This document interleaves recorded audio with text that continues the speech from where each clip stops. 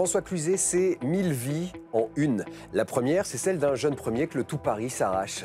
Ensuite, c'est une période de vache maigre et une traversée du désert qu'on imagine douloureuse pour un comédien aussi passionné par son art. Guillaume Canet, lui a remis le pied à l'étrier, et de quelle façon? En lui offrant le premier rôle de Ne le dit à personne. En bout de course, le César du meilleur acteur.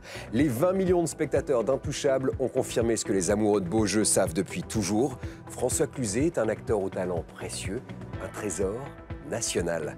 Bienvenue dans Buzz. Avertisseur, Blade Runner 2049 s'expose en grand large.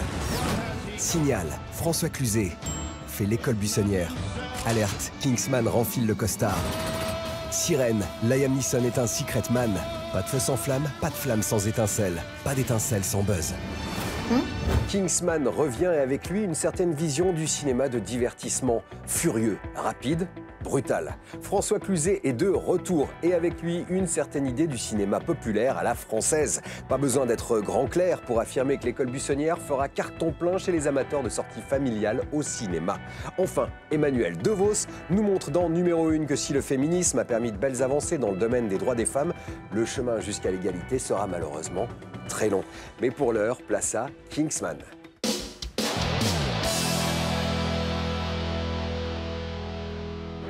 Eggsy, j'ai vu en toi ce que quelqu'un avait vu en moi autrefois. J'espère que tu es prêt pour ce qui va suivre.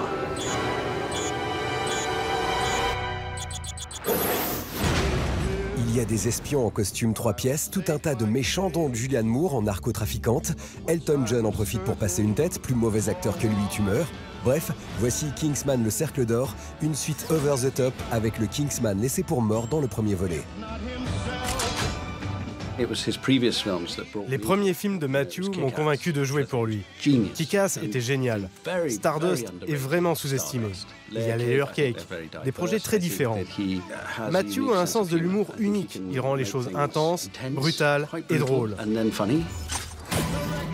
C'est l'histoire d'un réalisateur à qui on a lâché la bride.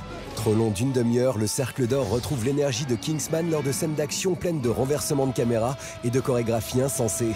Mais si on compare le produit final aux intentions initiales, la frustration l'emporte. C'est pas vrai. Ah merde. Stanislas Ribot est très malade. Personne ne le sait et la raison c'est que Ribot n'a pas préparé sa succession. Et c'est ouvert. Prendre la tête d'Antea? Devenir la première femme PDG d'un groupe du CAC 40. Numéro 1 dit des choses passionnantes dans une forme grise. Cette histoire d'une ingénieure en campagne pour devenir la chef d'une boîte du CAC 40 méritait mieux que sa facture télévisuelle. Au-delà de sa plastique, le film de Tony Marshall dénonce le sexisme à l'œuvre dans le monde de l'entreprise. Pas d'affolement et pas de nervosité. On laisse ça aux femmes, d'accord? Quoi que tu décides, bonne chance. Tu veux pas parler? C'est Célestine. Maman Célestine. Et voilà chez nous. Vous allez fermer la porte à clé? Je pourrais m'échapper. Pour s'échapper, faut être enfermé. Et ici, tu l'es pas. Un orphelin parisien est confié à des gens de la campagne. Il fait la connaissance d'un braconnier qui lui dévoile les mystères de la nature. Un homme de la forêt campé par François Cluzet qui a un message pour les jeunes spectateurs de l'école buissonnière. Je te fais chevalier dans l'ordre des pêcheurs à la mouche.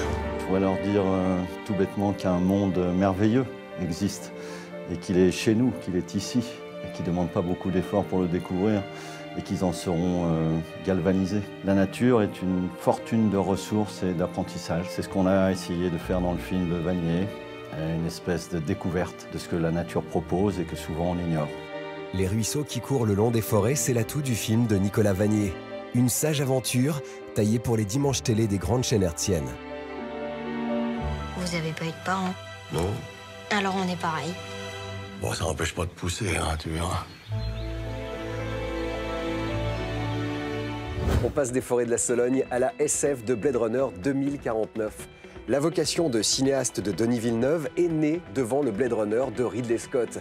On imagine la pression du réalisateur canadien au premier jour de tournage, d'autant plus que Ridley Scott était dans les parages en sa qualité de producteur et de gardien du temple. Le Buzz vous invite à explorer les coulisses d'un des films les plus attendus de 2017. En avant pour le making-of de Blade Runner 2049, épisode 3.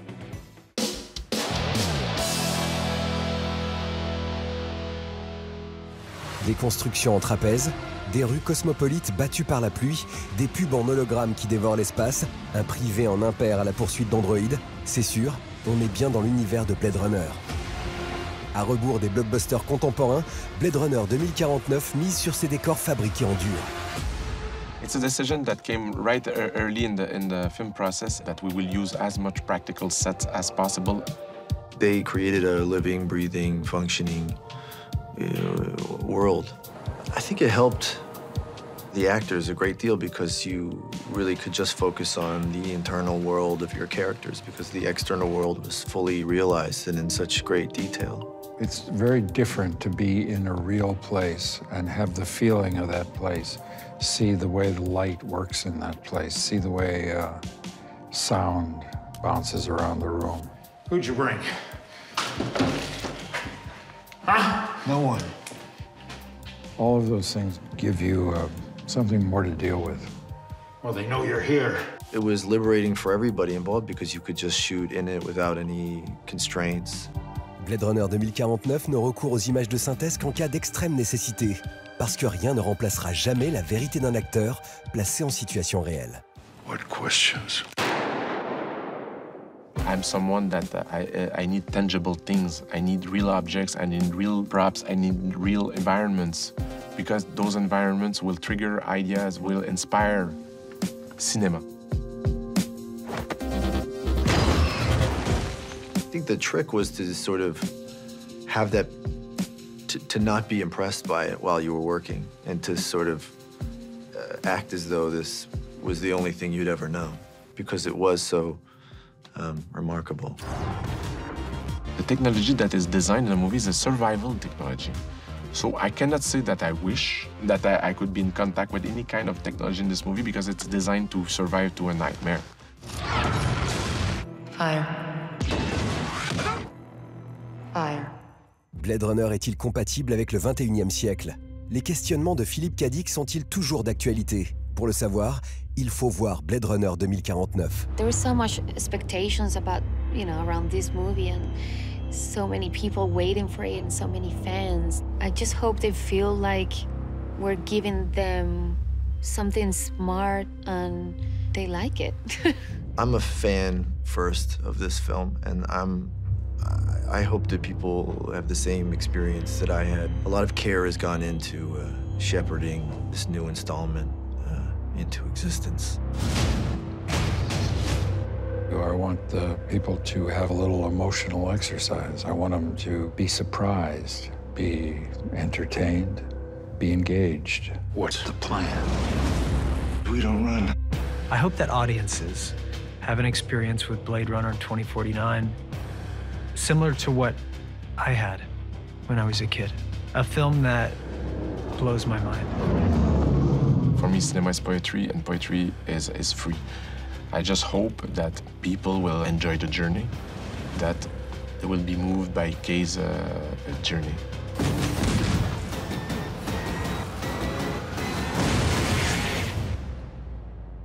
Allez, on remonte le temps pour l'avant-première du Buzz. Qui était Mark Felt? Celui qu'on a surnommé Gorge Profonde est à l'origine du scandale des écoutes du Watergate, l'affaire qui a fait tomber le président Nixon. Dans le thriller de Peter Landsman, Felt allait très fatigué de Liam Neeson, redevenu acteur de composition après une décennie à jouer les Action Man. The Secret Man dévoilera sa part de mystère le mois prochain. On regarde les premières images et puis juste après, on décadre l'actu avec du jeu vidéo et de la bande dessinée.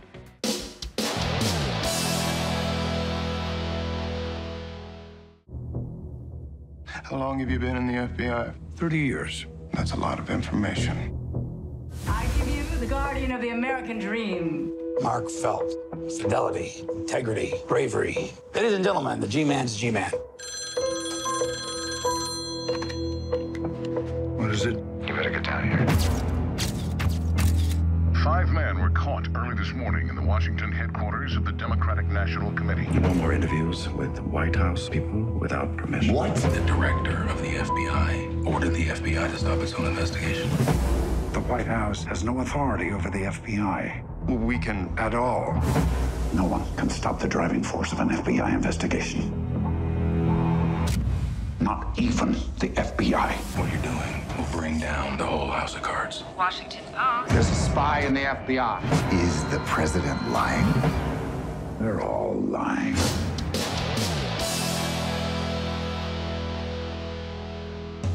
Montré pour la première fois il y a déjà 3 ans, Cuphead arrive enfin sur Xbox One et PC. Personnage formidable, animation extraordinaire, les frères Moldenhauer peuvent être fiers de leur création. C'est avant tout une déclaration d'amour aux jeux vidéo. 2 frères qui ont créé un studio pour développer un titre avec une attention aux détails qui saute aux yeux. C'est un jeu de plateforme à l'ancienne qui demande beaucoup d'efforts, mais c'est aussi récompenser le joueur. Lorsque ce dernier échoue, c'est de sa faute. Ce n'est pas le jeu qui essaye de l'arnaquer. Le sentiment de réussite n'en est alors que plus grand.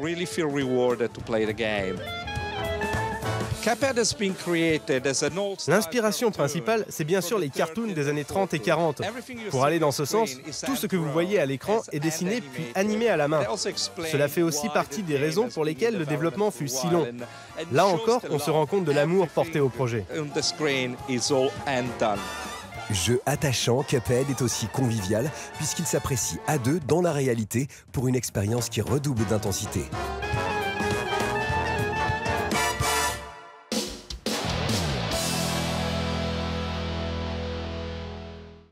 Il était une fois une jeune Britannique partie à la découverte du Japon au 19e siècle, et plus précisément de ses régions les plus reculées au nord. L'île de Yezo, actuellement Hokkaido, le territoire des Ainu. On devine le choc des civilisations, les situations cocasses ou dramatiques. Il y a matière à rire, à s'étonner, peut-être moins à pleurer, dès lors qu'on parle d'un manga qui romance le tout. Oui, mais quel manga! Lire Isabella Bird, c'est un peu lire du Jules Verne. Les aventures rocambolesques de la jeune femme découvrant le Japon évoquent le tour du monde en 80 jours ou les tribulations d'un Chinois en Chine. On pardonnera la comparaison qui ne vaut d'ailleurs que pour le rythme du récit. C'est drôle, envolé et l'air de rien. L'ensemble donne une vue d'un Japon traditionnel disparu. C'est sans doute qu'Isabella Bird est une héroïne ayant réellement existé. L'adaptation de Taiga Sasa des récits de l'aventurière rend honneur à l'une des femmes les plus audacieuses de l'histoire. Une vraie découverte qu'il serait dommage de manquer. C'est la nuit qu'il est beau de croire à la lumière, nous dit le poète. Il est temps de vérifier l'axiome, mais avant de plonger le buzz dans l'obscurité, j'ai une question à vous poser. Une bonne réponse et c'est la Vida Loca avec des DVD et des places de ciné livrées directement à la maison. Blade Runner 2049 met la touche finale au chef-d'œuvre de Ridley Scott. Mais qui incarne le répliquant Roy Batty dans Blade Runner? Est-ce Edward James Olmos? À moins que ce ne soit Rutger Hauer.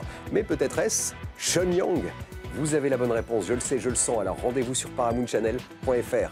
C'était le buzz avec Colin Firth, Julianne, François, Harrison, Ryan, Liam, la galaxie du cinéma et les étoiles à l'intérieur. À la semaine prochaine si le cœur vous en dit. Et d'ici là, faites-vous une toile.